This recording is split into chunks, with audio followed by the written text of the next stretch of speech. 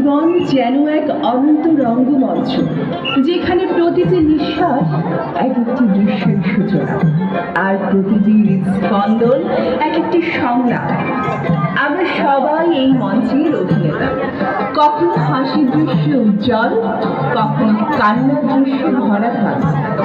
তবুও গভীর রাতের নিস্তব্ধতায় আমরা অনুভব করি এক অদৃশ্য চাপ, এক সত্য সুতোর বাঁধন।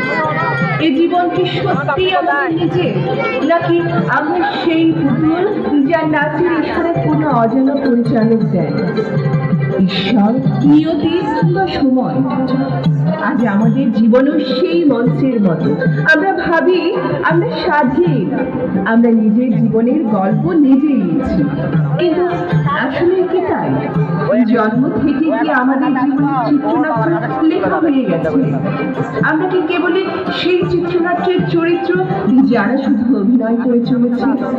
ঠিক এই ভাবনা থেকেই আমাদের এই বছরের দুর্গাপুজোর থিম রঙ্গমঞ্চ।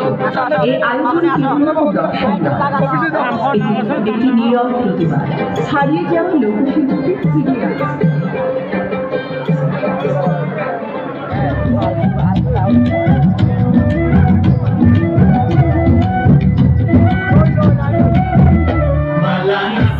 नसिया प्यारी जाए रे, माला नसिया प्यारी जाए रे, हासुंगा जार पानी साए रे, ओ देखो हासुंगा जार पानी साए रे, माला नसिया प्यारी जाए रे, माला नसिया प्यारी जाए रे, हासुंगा जार पानी साए रे, ओ देखो हासुंगा जार पानी साए रे।